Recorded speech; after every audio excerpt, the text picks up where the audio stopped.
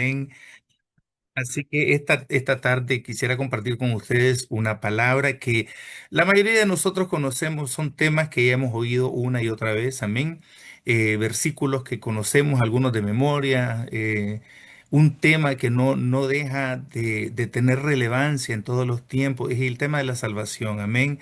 Vivimos en una época que podríamos llamar trágica, la esperanza y la fe de la vida, de la gente. Amén. En la vida, hoy por hoy, vemos cada vez menos fe. Y hay una pregunta que hace Jesús. Dice, pero cuando venga el Hijo del Hombre, ¿hallará fe en la tierra? Y es una cosa que si nos ponemos a pensarlas, es una realidad espeluznante, ¿no? Percibir que el hombre sin Dios es un desastre. Amén. Es un caos completo, es una vida que va en espiral a un hueco profundo donde es difícil de salir. Y lamentablemente los mensajes que se escuchan, ¿no? Alrededor de todos nuestros medios de comunicación, las plataformas sociales, el trabajo, la iglesia, la gente, la vida, el vecindario, todo es como un mundo desesperanzado, lamentablemente, ¿no? Donde sálvese quien pueda y tienes que tú poner algo, hacer algo tú para salvarte, porque no han entendido que el evangelio no solo es gratuito, amén, amén, no cuesta un centavo el evangelio, sino que es vamos a decir, el agente de salvación más poderoso del universo. Porque nos salva no letras en una Biblia, nos salva el amor el amor inagotable de Dios.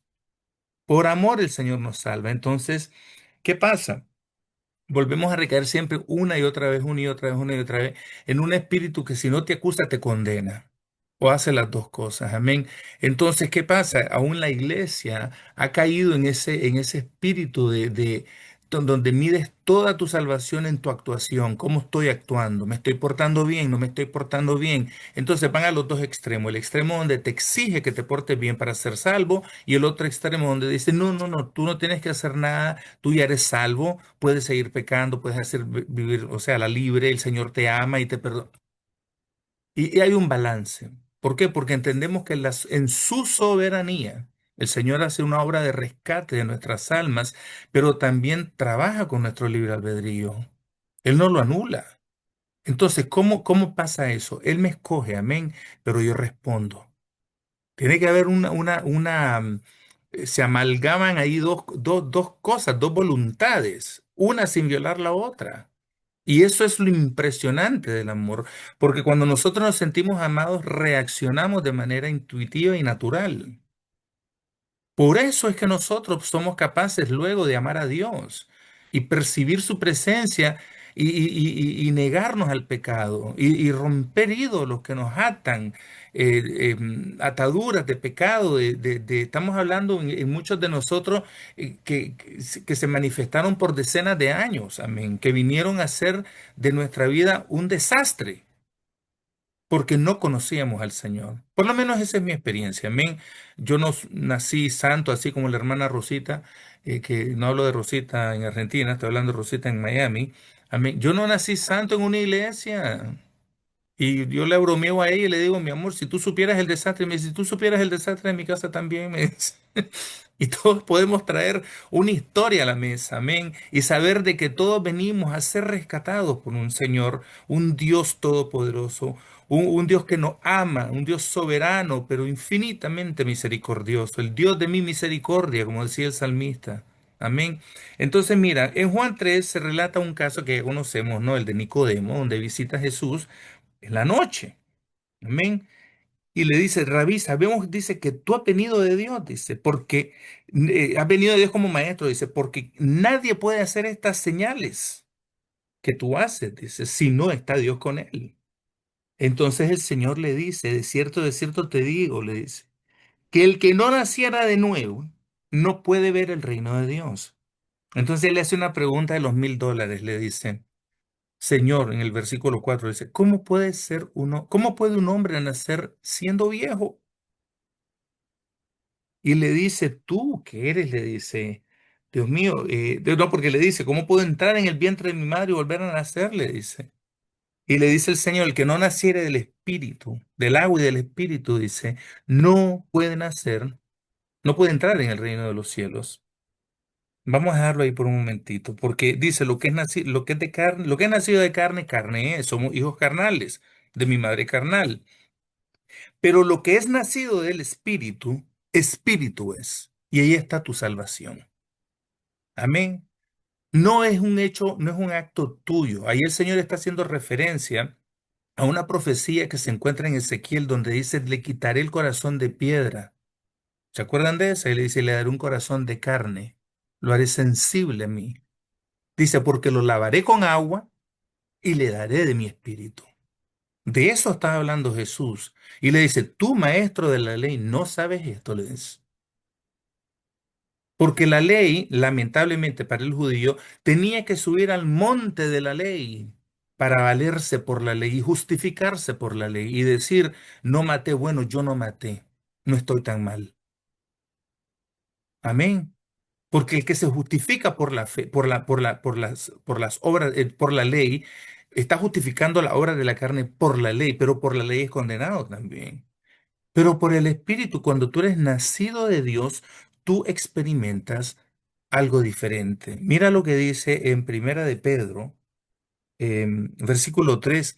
Dice la Biblia que nosotros hemos renacido para una esperanza viva, por la resurrección de Jesucristo de los muertos. ¿Quién es el que resucita a Jesús de los muertos sino el Espíritu Santo?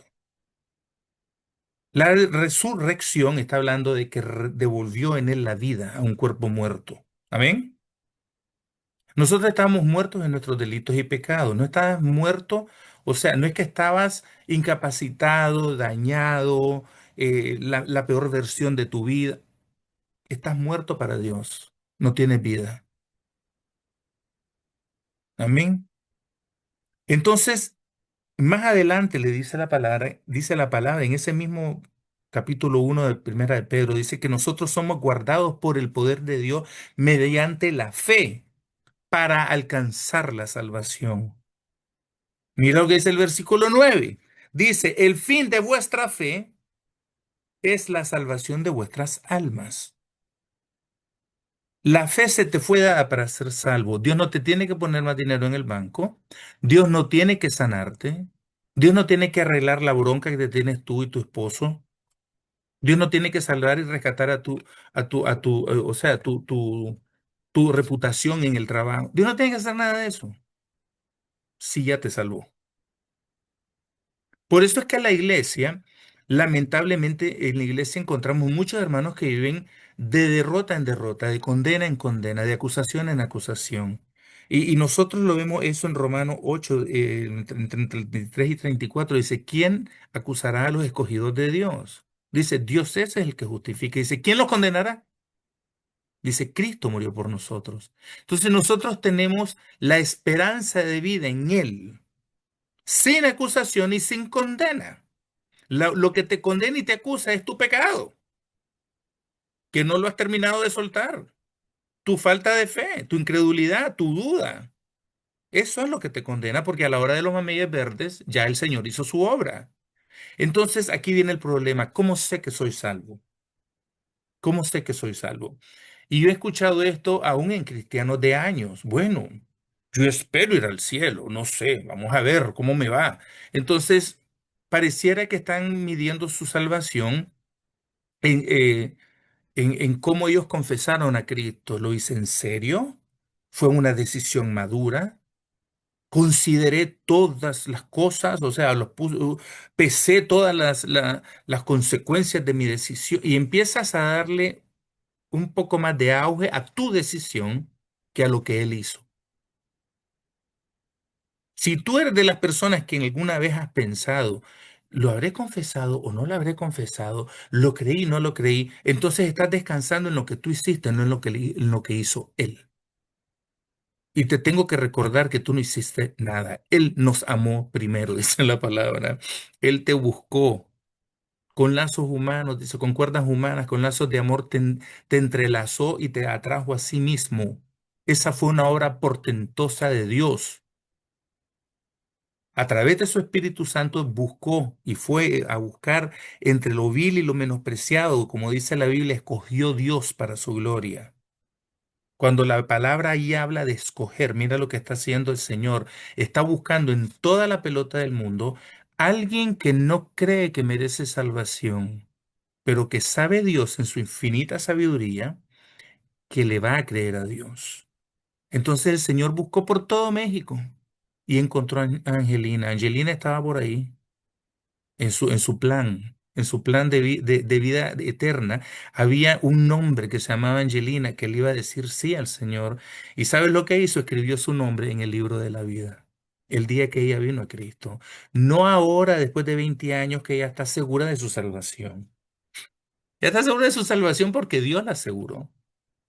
Dice Hebreos 6 19 y 20 dice que esta esperanza es la esperanza que tenemos nosotros, esa esperanza a la que renacemos, ¿no?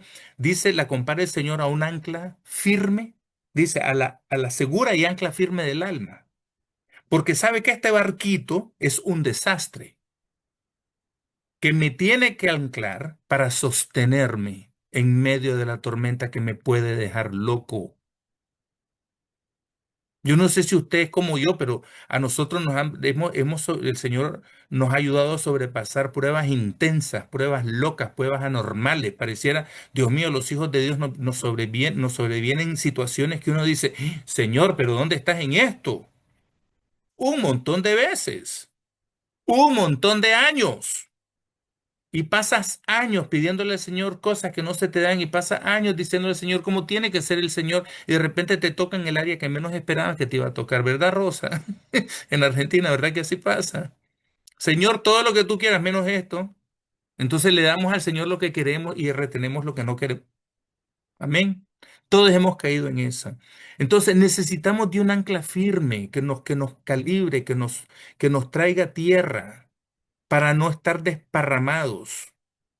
Ahora, el Señor sabía nuestra actuación. ¿Sabes por qué el Señor te tiene que escoger? Porque si fuera de nuestra buena voluntad, nadie busca a Dios, porque todos sabemos el paquete que somos. Amén. Ahora, mira qué palabra más bella la que está en Juan capítulo 10. En Juan 10, te voy a decir por qué tú estás a salvo. Amén. Juan capítulo 10, el versículo 10 en adelante. Esta es la tercera vez que el Señor dice en este capítulo, yo soy el buen pastor. El buen pastor dice, su vida da por las ovejas. Ese es el versículo 11, perdón, no el 10. ¿Ok? Más el asalariado. Sí, no, no es ese el que estoy buscando. No es ese, perdón, es el 14, 10, 14. 10, 14 dice, yo soy el buen pastor y conozco mis ovejas. Y las mías me conocen, así como el Padre me conoce y yo conozco al Padre, y pongo mi vida por las ovejas. También tengo otras ovejas que no son de este redil, dice que ellas también debo traer y oirán mi voz. Está hablando de los católicos, los adventistas, los judíos. Amén. Y habrá un rebaño y un pastor. Por eso me ama el Padre, porque yo pongo mi vida para volverla a tomar. Nadie me la quita, sino que yo de mí mismo la pongo. Dice, tengo poder para ponerla y tengo poder para volverla a tomar. Este mandamiento recibí de mi Padre. ¿Y sabes por qué le está diciendo eso? Porque lo que el Señor te está diciendo es que la oveja que le pertenece a él nadie se la puede quitar. En otras palabras, le tienes que quitar la gloria a Dios, al Señor Jesús, para arrebatarle un alma al Señor. El Señor dice que estas ovejas que le pertenecen a él no se perderá ni una. ¿Qué te parece esa? Nada que pertenece a Cristo o que está en Cristo se perderá, nada. Entonces aquí viene el problema de cómo sé yo si soy escogido. Ya resolvimos el problema de la salvación, amén. Eres salvo desde el momento que tú le confiesas al Señor y creíste en tu corazón que Dios le levantó de entre los muertos. Amén. Resucitó al tercer día. Amén. Y clavó toda la condena de tu pecado en la cruz del Calvario y nunca más se acordará de tu pecado. Ese día tú renaciste para una esperanza nueva. ¿Y sabes quién te hizo renacer? El Espíritu Santo. Amén. Y te bautizó. Oye esto. En el cuerpo de Cristo. Automáticamente tú hiciste eso. Entonces, mira qué pasa. Viene el problema de la condenación cuando ya llevas 10 años en el Evangelio y te sigues sintiendo culpable de todo lo que tú haces. Porque tu salvación sigue descansando en tu decisión, en tu actuación, lo cual está equivocado. ¿Amén? Tiene que descansar en quien dice Él que es. Él es tu Señor y tu Salvador. Él es el que nos sostiene. Dice la palabra, no temas, no desmayes. Yo soy tu Dios, yo soy tu ayudador. Amén. Yo te ayudaré, dice el Señor, y te sostendré, dice, con la diestra de mi justicia. Amén. Y nosotros podemos percibir esa presencia del Señor que nos sostiene cada vez que viene un problema. ¿Dónde está Dios? En medio. Está contigo. El Señor no te abandona por un problema, el Señor no te descarta porque tú pecaste. Yo la vez pasada lo dije en broma, pero es verdad, o sea, Dios no viene y rompe el acta de nuevo nacimiento y te deshereda, ya no eres mi hijo y ya no eres adoptado de él, porque metiste la pata. Dios no es así, amén. Dios no es así. Ahora, cuando el Señor habla, o sea, que nadie le quita las ovejas, eso lo dice en el versículo 18, nadie le quita las ovejas al Señor. Tienen que pasar por Él. Entonces viene el problema de la elección. ¿Cómo yo sé que soy escogido? Bueno, dice la palabra que ¿quién nos acusará? El único que puede hacer eso es el diablo, ¿no? Pero el contexto dice, Dios es el que justifica. La justificación, entiéndelo, no como una palabra de esas palabras interesantes de la Biblia.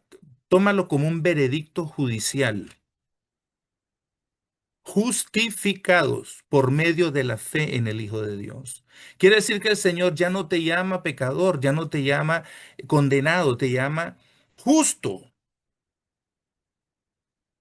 Es un veredicto. Ya el Señor tomó la decisión, tú no estás en juicio. Dice lo que él dice, justificó, dice eso mismo, eso lo lleva hasta su gloria, lo glorifica el Señor. Glorifica a sus escogidos. ¿Qué quiere decir eso?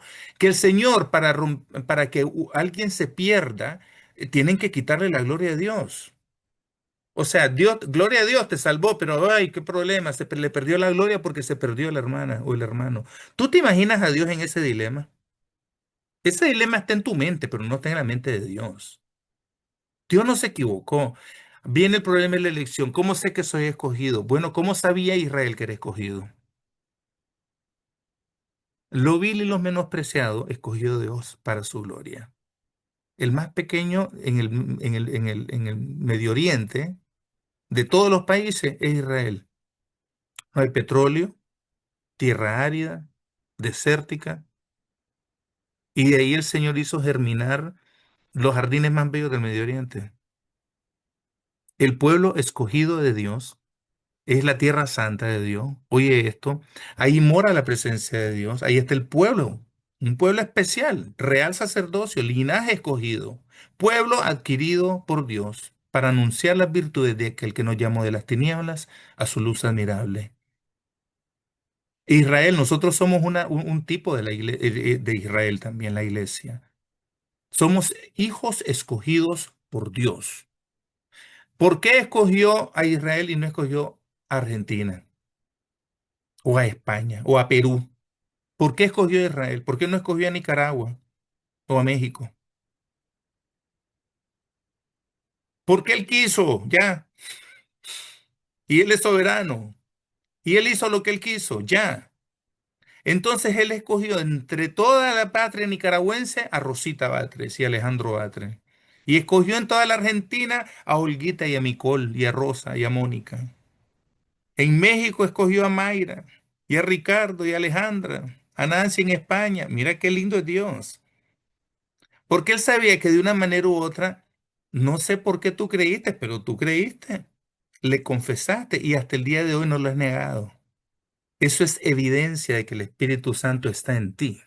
Esa no es tu fuerza, esta no es tu, eres el bárbaro, la bárbara, en un mundo que siempre se valida por lo que tú logras. Vivimos en una sociedad donde si tú no tienes títulos y tienes logros y tienes avances y tienes dinero en la cuenta y eres un influencer con 10 millones de seguidores, no sirves para nada y eso no es verdad. Eso es un modelo del mundo. Eso es un sistema mundano, pero no es el sistema de Dios. El sistema de Dios es que Él levanta a una persona que no sabe ni hablar y lo hace predicador. Una persona que no sabe orar y lo hace profeta. Ese es Dios. Mira que lo vil y lo menospreciable escogió Dios, escogió Israel, que en su gloria, oye esto, cuando llegó a su gloria en el tiempo del rey Salomón, del rey David, estaba en su apogeo de la gloria entre las naciones vecinas. Israel era una potencia ahí en aquel entonces. Pero el Señor, por su pecado, ¿no?, los castiga, los manda en cautiverio un par de veces y no los compara a un pecador, váyase para allá y mire hacia la esquina y le voy a poner orejas de burro porque no entiende. No, ¿sabes a qué lo comparó el Señor? A una prostituta, a una ramera. A través del profeta Oseas le dejó ver lo desastroso y lo adúltero que era Israel. Cuando tú pecas, el pecado te hace sentirte como una prostituta, como una ramera. Deja a Dios, el amor de Dios por cualquier otro ídolo. Dinero, pornografía, droga, vicio, por el amor de Dios. Mentira, chisme. Deja el amor de Dios por cualquier cosa. Todos somos tendenciosos. No me diga que no. Todos somos tendenciosos a pecar con mucha facilidad. Sin embargo, Dios la vivía rescatado y le dice, vete y te casas con ella, le dice. Y la rescatas de todos sus amantes. ¿Tú te imaginas a un hombre detrás de de una mujer, una ramera, o sea, casado con una ramera? ¿Qué clase de Dios es este? Mira que si Dios es bueno, que nos perdona una y otra y otra y otra vez. O sea, es un tipo de Jesús que nos perdona una y mil veces. Dime si no te escogió el Señor para casarse contigo. ¿Qué clase de Dios es el que tenemos nosotros, sabiendo lo adúltero que es? Oh, almas adúlteras, insensatos, ¿quién nos fascinó? Lo decía Pablo, porque es verdad. Entonces aquí viene tu victoria. No fuiste tú, fue Él. Amén. Fue Él el que te escogió, fue Él el que te justificó, fue Él el que te dignificó, te vivificó, te validó, te dio un nuevo nombre, quitó tu injusticia. Ya te desataste de tu faja moral y te diste cuenta que el único que te puede ceñir de su verdad es Él. No hay moralidad que valga, no hay buenas obras que valgan si no tienes la fe anclada correctamente en aquel que te dio esa fe, el autor y consumador de tu fe, que es Jesucristo. Él empieza, Él la termina. Dios no deja nada a medio palo, Dios no deja nada a medias.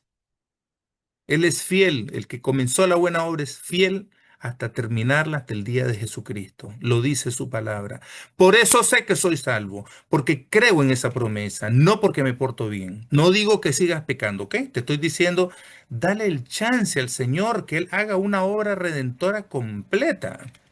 Manda la porra, dale cuatro patadas a lo que te está atando y te está quitando de su atención y está robándote la devoción que merece Dios. Deja de contemplar que si, no sé, con la Margarita, ¿me ama o no me ama? Me ama. Sí, te ama, ya. Dios te ama. Y nos ama inentrañablemente, como dice su palabra. Y lo dice la palabra, primera de Samuel 15, versículo 24. Y aquel dice que es la gloria de Israel. No es hombre para mentir, ni hijo de hombre para arrepentirse, porque Dios no miente. Dios es veraz. Sea el hombre mentiroso y Dios verdadero, dice la palabra. O sea, Dios veraz y el hombre mentiroso. Una cosa así. Nosotros somos los de madre, Dios no. Así que te dejo con esa palabra, te dejo con esa esperanza, porque hemos renacido para una esperanza viva. Dios no nos salvó para dejarnos a media, nos salvó para terminar su obra, completarla y mostrarle al Padre una esposa gloriosa. Somos la deposada de Cristo. Él va a presentar al Señor una iglesia, oye, sin mancha, sin arruga, inmaculada, inmarcesible, incorruptible. Esa es la herencia de los santos. Entonces no podemos nosotros continuar en el paquete mental, me ama, no me ama, estoy escogido, no estoy escogido, estoy a salvo, no estoy, cada vez que metes la pata, pierdes la salvación. Eso no es correcto, eso no es bíblico. Ese es el enemigo obrando a través de la iglesia, pero últimamente en estos tiempos yo veo eso más latente, ¿cómo se llama? Más palpable que en otros tiempos de la iglesia. ¿Por qué? Porque los tiempos están duros. Así que te dejo con esta palabra, amén, para que medites en tu corazón verdaderamente en quién tú has puesto tu esperanza, en quién has puesto tu fe. Y si la has puesto en el Hijo de Dios, descansa tranquila, vete tranquila hoy a la cama pensando, oye, como dice el cántico en inglés, Yes, Jesus loves me, Cristo me ama, Cristo me ama, la Biblia dice así. Ese es un cántico que se lo cantaba a mi hija yo cuando tenía, no sé, 3 meses de nacida. Cristo nos ama y nos ama, de verdad que nos ama. Dios me la bendiga. Les dejo aquí con nuestra feroz líder Rosita Batre, la hermana Rosa. Amén, amén. Gloria a Dios. Rosa está que no te desconecta. ¿Qué pasa? No se te oye, Rosita. Ya, ahora sí. Ahora sí. Ahora sí. ¡Ay, qué enredo! Qué hermosa palabra.